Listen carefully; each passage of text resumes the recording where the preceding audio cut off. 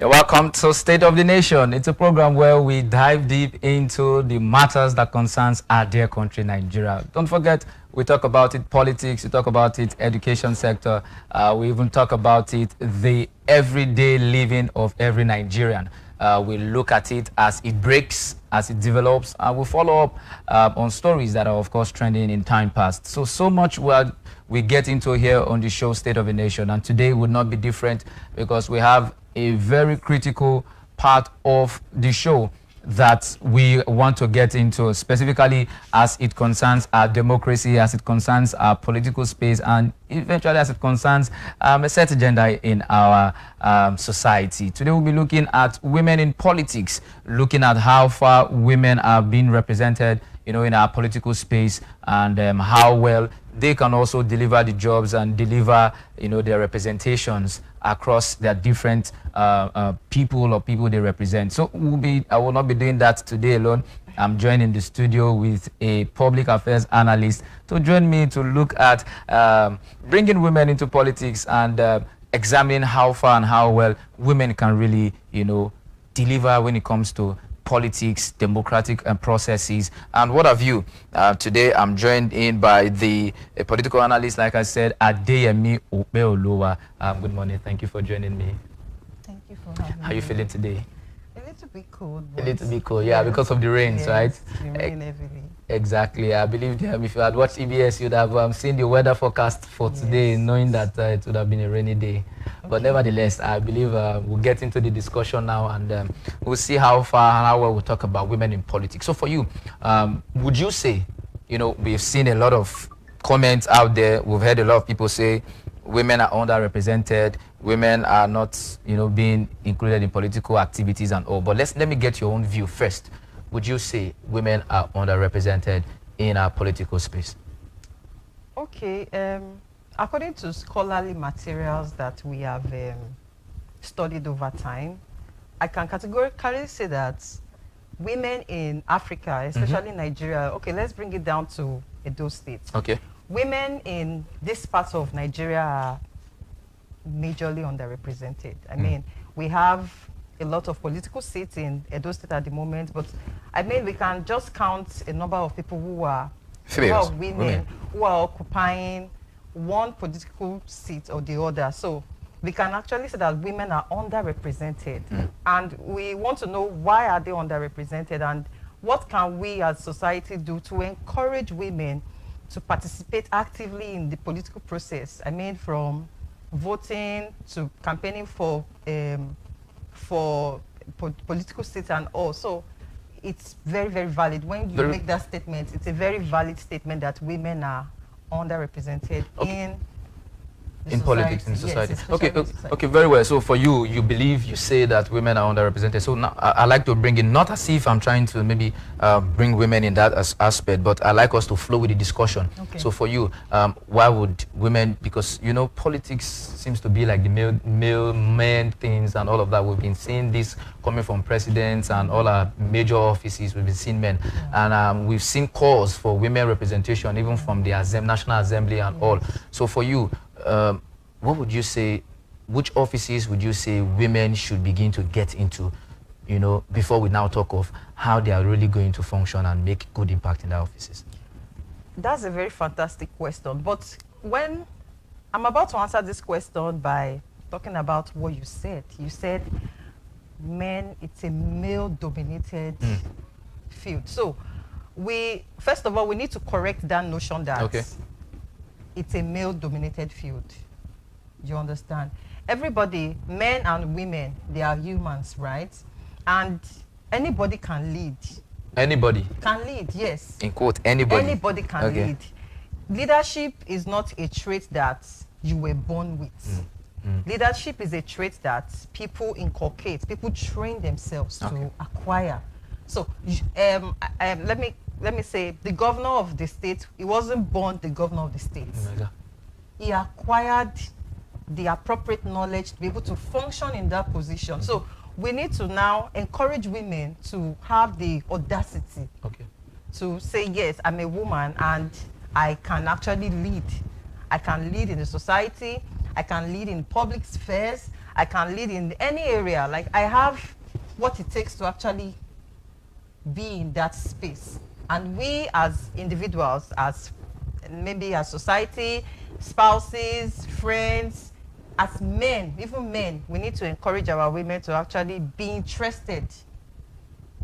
To your second question, you said that should they take up any kind of position? Yeah, what would you say? What would I say? Now, let's talk about women being in a public service, because there are different layers of leadership when it comes to government.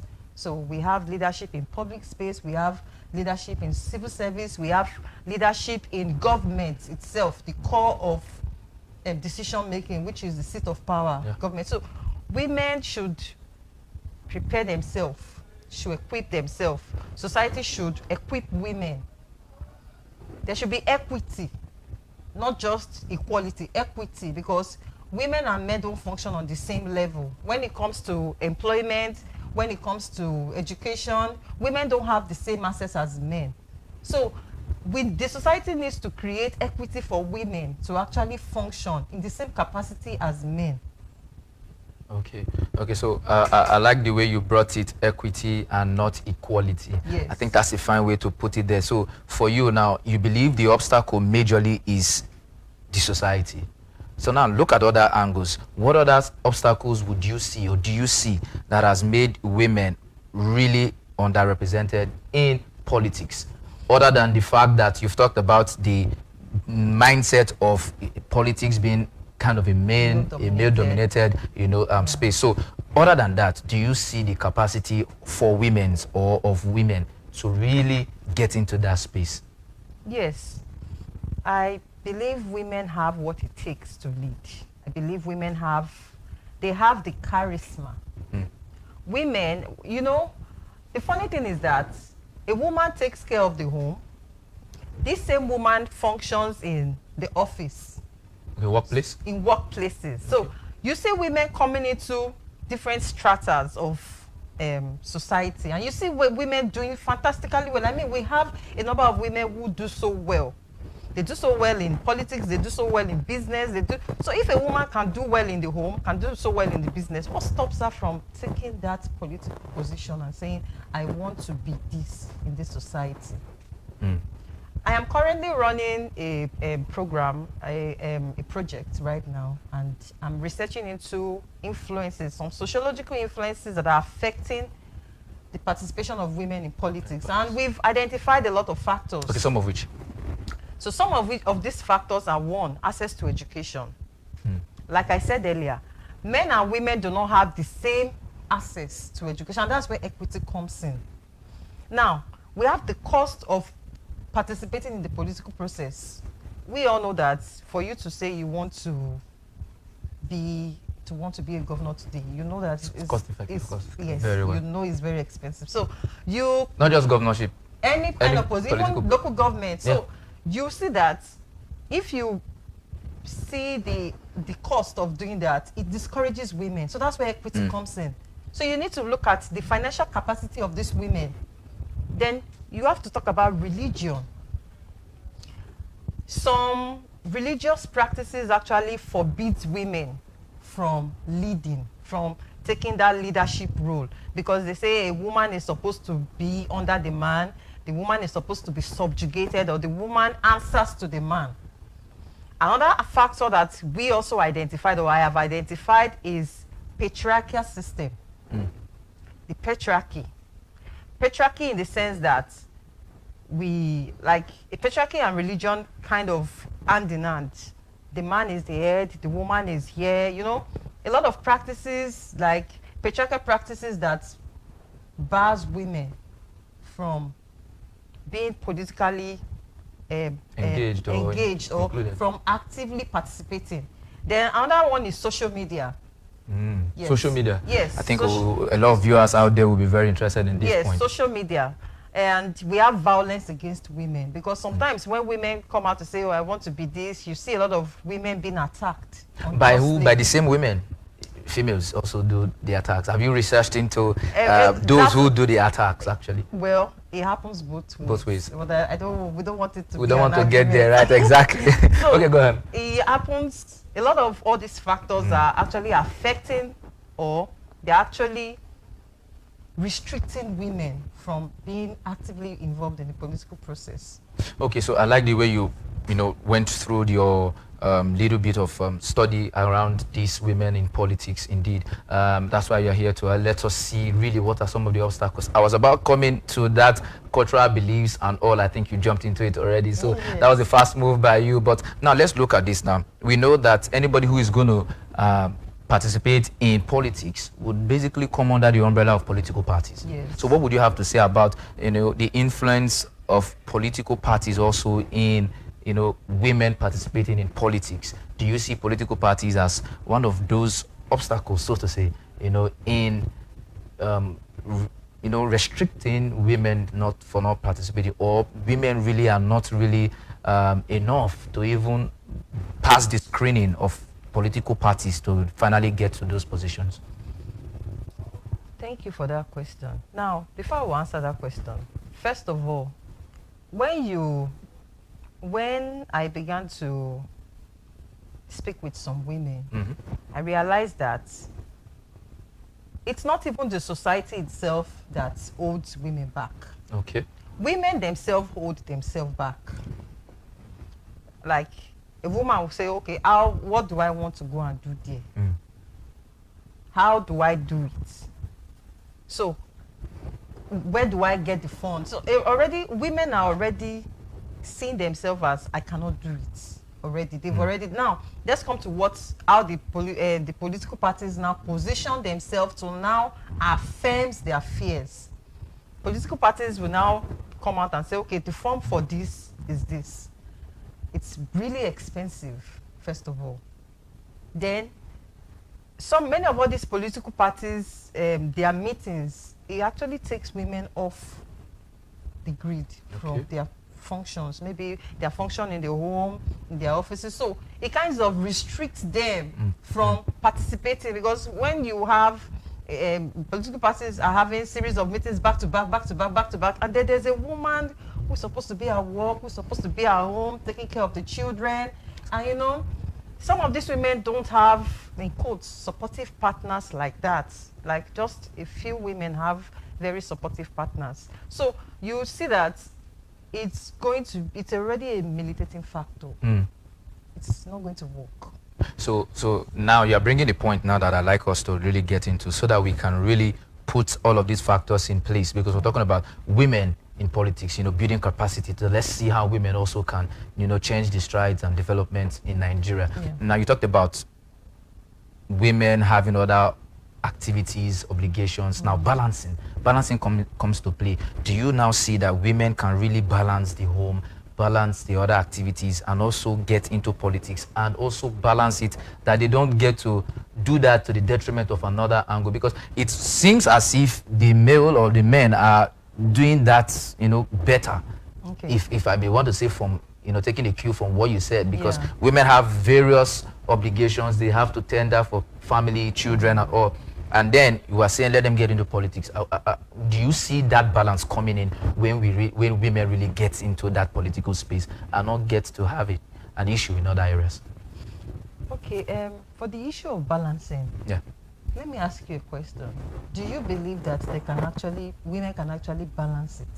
Well, for me... you're a man. Yeah. Yes, so... For me, I think, women can. They can? Yeah, they can. But for you are now the woman.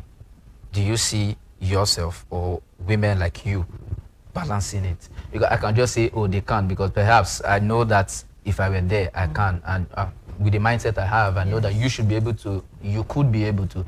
But you are now the woman, so you can tell. I may say could, but you would say can, or cannot, or couldn't. Yeah. So the issue now is that it's going to be a little bit difficult for a lot of women to be able to balance home and politics. And that's where I said it comes in support. So women should have strong support and strong backup especially women who want to enter into the realm of politics, they should have a very strong backup system, a strong support system, a system that can hold the fort for them even when they are on the field. Because let's be truthful, we need women in politics. We need women because women are empathetic. Women have some virtues that are going to be very, very helpful in the political offices or in political processes. So we need women in politics, and we need women to be supported. We need them to be supported in the homes. We need them to be supported at work. We need even the churches, religious bodies to support women to actually be participants in the electoral process. Both the process of campaigning, the process of voting, and all other processes that are involved in politics.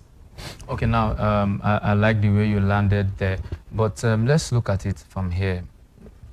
It is true that we are looking at how women can play more roles in politics, but we know that even in Edo State, we have a lot of women, that we can really mention here, that are occupying, political offices, and I must say that they've been doing well.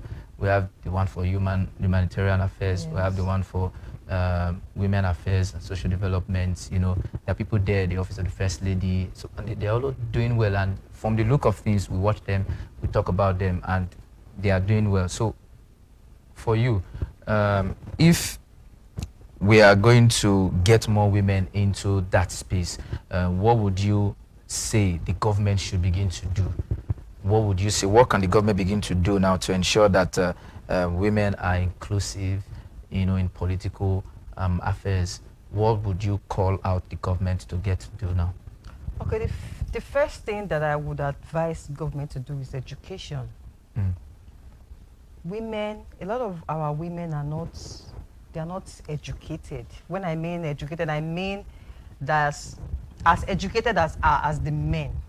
So the government needs to create an avenue for more women to have access to more education. Like they need to have access to pursue higher degrees, because sometimes the changes you seek, you will find them while learning.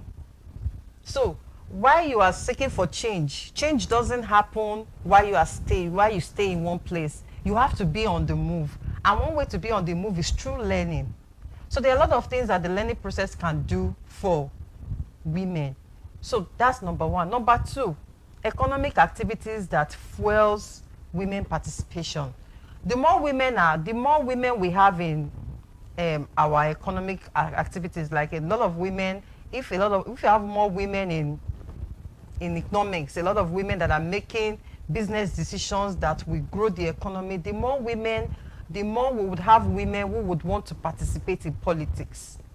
Because sometimes you cannot remove business and politics. They go hand in hand. So when we have more women in business, women in economics, women who are participating in increasing the economic processes, we will have more women in politics. And another thing is, when we talk about finances for women, so a lot of women are employed. So we need to create more job opportunities for women that will allow them to chase their dreams. Because if you look at it, a lot of women cannot even participate in politics because of the cost of picking up that form. So when we have a lot of women who have jobs, who are gainfully employed, who have businesses they own, from the SMEs to large-scale businesses to agriculture to different sectors, you see that this would actually motivate our women to be actively involved in politics. Okay, now speak to fears, because you mentioned before, just when we started, that even some women themselves are their own hurdles, restrictions, right, or obstacles, so to say. Now, speak to fears of women in getting into politics. A lot of women, I can tell you, some of them just want to be at the sidelines. They want to just, especially growing women now, people, because we're talking about education, you are necessarily not really talking about maybe already married women. Yes. We're talking about how women first from this young age, yes, schooling age, can begin to think high and think far, that yes, even politics can also be their space, because we want to find out how women can also begin to start to think along that line. So talk about fears of women now. How can they overcome that fear of getting into that because you mentioned that it's a male-dominated space, and you know what it means to break into that space. Yes. So it's just like breaking barriers, you know. So, but we've seen that, yeah, a lot of women are beginning to break barriers, especially in some of the jobs or businesses. Now, talk about breaking this barrier now when it comes to politics, breaking the fears. You see, there's no society without woman. When you talk about the society, women are what actually makes the society. We have men too, and everybody have their part to play. So we cannot remove women from the core development of society. So as parents, as education, as educational institutions and the rest, we need to start educating our girls to understand that a man can do this, I can also do this. Do you understand? I mean, look at engineering. We used to think that women were the only, men were the only ones who could take up engineering positions and this, but look at it today. We have a lot of women who are already thriving in the engineering sector. The engineering space. So look at the years it took women to wake up and say, yes, I can also do this. I know it's a man's word, but I can also do it. I can also try it. And they will do fantastically well. So we need to start, we need to make people unlearn some of these ideologies that has been passed down to us by our forefathers and ideologies that society has been passing around. We need to unlearn these ideologies. Then we need to teach them that you can do it. It's in you. The change you are seeking for, it can start with you. You can be a positive influence and change in today's society. You can be involved in politics. You can read to any extent which you desire. The only person that can hold you back is yourself. Well, I think you struck it very well there when you talked about the only thing that can hold you back, it's yourself. And that's also saying that anyone who refuses, who gets scared, which is almost like natural, but if you refuse to then break out of that fear, then you are the person who holds yourself back, exactly. Right? So we still State of the Nation. We are looking at women in politics, charging our discussion this morning into building capacity, women who must build capacity to take up leadership, roles in Nigeria. And so much can be done by women. I believe it, and we believe it. And our guest here on the show, Adeyemi Okpeoluwa, believes that women do have the capacity, right, to get into politics, and not just small politics or the sidelines, but the major political offices, in our states and in our nation. We'll still talk more on this, women in politics, when we return. Just stay with us. It's still State of the Nation. When we'll be back, we'll talk about much more that you have to know about women getting into politics. You're welcome back, and we are still talking women in politics and building capacity to take leadership roles, not just on the sidelines, but in the helms of affair of our dear country, Nigeria. And I'm not doing this alone here. It's State of the Nation, and we bring guest experts who would give us insight into some of the developments, some of the trends, and they will give us statistics into the representation of women, across the strata of our political space, even beyond the Edo State's sphere to other states in Nigeria. I'm here with a public affairs analyst, a woman herself, Okpeyemi Adeyemi. Thank you very much for staying tuned with us.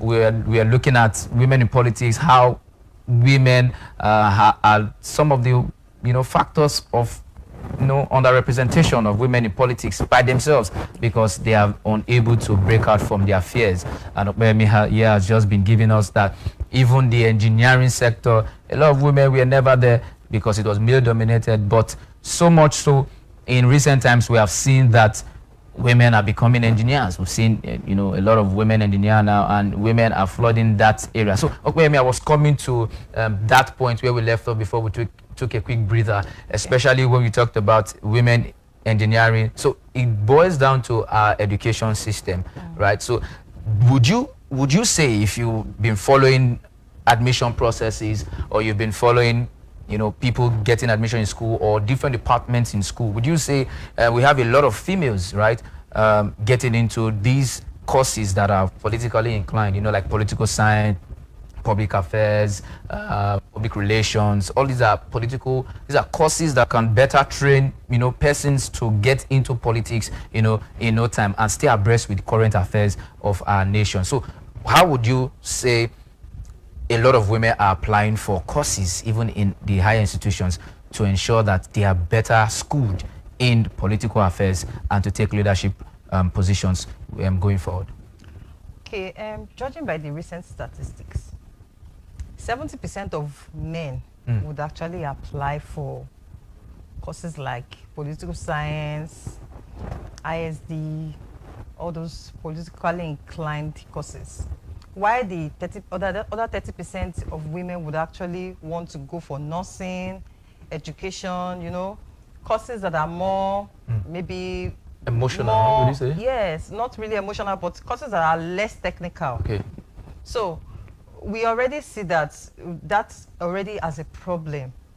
So what's the solution to this problem? The solution to this problem now is to encourage children from the level of WASE, JAMB, to actually be involved, to apply, to study, because sometimes you will not understand what politics is until maybe you take a course in politics. Then you will not understand that, oh, it's not as difficult as I thought it was. So that's one way to encourage people, students, to actually participate in the process.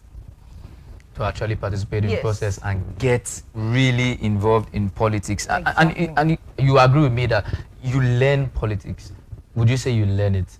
Because that's what I taught in school. So if they don't go there, so I believe, would you now say, because I'm thinking, if we have underrepresentation of women in politics, it's most likely because of, I know most times now what we have in our country is even some of the courses that people read, they really do not, just a few, do not all, practice it the same, But we know that there are some courses that you just must, get into that space, read, study, to ensure that you are able to function optimally, especially with the level of women participation and representation we are talking about here, not just on the sidelines, not just in school politics, but when we come out to change the narrative of our nation. Yeah. So I believe that women, like you said, should start thinking in that direction and see how they can also get to apply for, political sciences, political courses in higher institutions. Yeah. And that's how best, we can begin to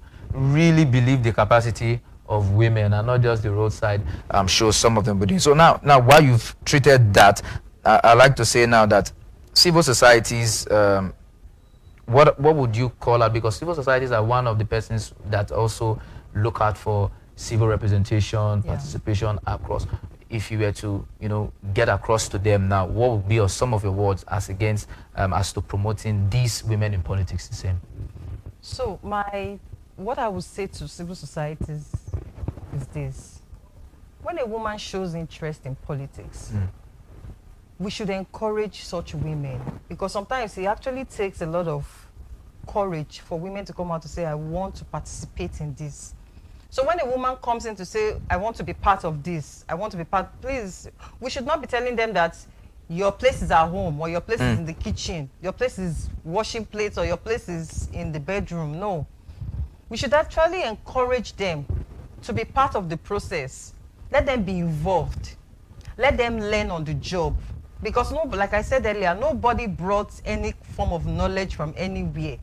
Nobody brought any form of leadership skills from heaven. Everybody learned what they have. The president, the governors, House of Senate, nobody was House of Senate at birth.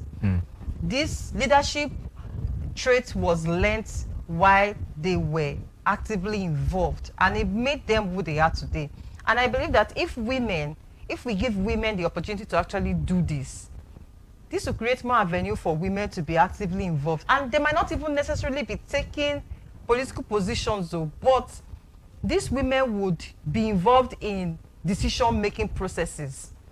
Now, women will not be left out when you are making laws or making decrees. They will, because women have an understanding of how they feel, how the children feel. So they will be, even they understand how men feel sometimes. So they will be bringing all of this together to make sure that we make laws that benefit everybody, not just one person. It benefits the old, the young, the man, the woman, the boy, the girl. I don't know if that answers your question. But basically, yeah, I think you spoke right there into the camera for our viewers out there to hear. So women, you just, there's nothing holding you back, as our guest here, Adeyemi, has said, but I like to bring you a little bit backwards a bit. Now help me here. While you spoke, I was thinking, if these are generation of young people, you mentioned something about the social media, also Yes. being part of the problem, affecting, how do I use the word now, giving negative vibes of women Yes. even going out and coming into politics. Now, our young people, ladies, girls, they are flooding the internet space and they are engaging in so many things that 1-2 times when you look at it, you will see that if these ones come into politics, are you sure, they are really going to be given this fair if you go back to check their life? Because I mean, politics is all about, we've seen political figures after some years, after so many years, their past life was what was brought out and all of that, so would you see our young people these days with how they live and all of that, when they begin to now go for positions, that are there, and we go back to the books, you think we can now begin? Do you think that will validate, these their aspirations, as at the time they will be going for that? So what would be your word to them now, knowing that politics is one that can open the books, even of your past lives, when you are trying to push further? Okay. Let me use this statement. The internet never forgets. So whatever you're doing as a young person, and you know that you're going to be involved in politics later, maybe in your life or in your career, please tread carefully. Don't jump on every trend. Just something about leaders is that the path they have chosen is not an easy path, but they already understood that I want to be a leader, so they separate themselves. So if you're that person, that young person who is always on social media and you always want to jump on different trends, please be careful, because you don't know what the future might be, and you don't know whether it's your past that is going to deter you from becoming that person. Maybe you're going to be our president tomorrow and you're already living a life that would actually stop you from being that person. I would actually advise you to take a pause and take a step back and think of your decisions. Thank you very much, Okpeyemi Adeyemi, right there, a public affairs analyst, joining me on the studio to look into women in politics, building capacity for leadership offices and positions in Nigeria. And that has been our trajectory for today on State of the Nation. We've been looking at all of this, and she has spoken very well. And so, as many of our viewers out there, you are a woman, it's, of course, an encouragement and, a word to note for you to say that the internet never forgets, as well as you live your life now, would come back to playing in some of your future decisions. So, and as many of women who are already there is an open space for women participation in politics. All it takes is build capacity, and I believe society is beginning to change the narrative right now. Male-dominated professions and positions, now everybody can get into that space. Even males are getting into women's space. So for now, women are breaking barriers, and we hope you, if you're a woman out there, State of the Nation is saying you too can break the barriers around your own circle. All you need to do is be intentional and prove yourself right in getting into that space. Thank you very much for joining us on State of the Nation. We do this every Monday, and it's always a fun time staying here. Lucky Osapawa Edu is my name. Thank you for joining me. Do have a beautiful week ahead.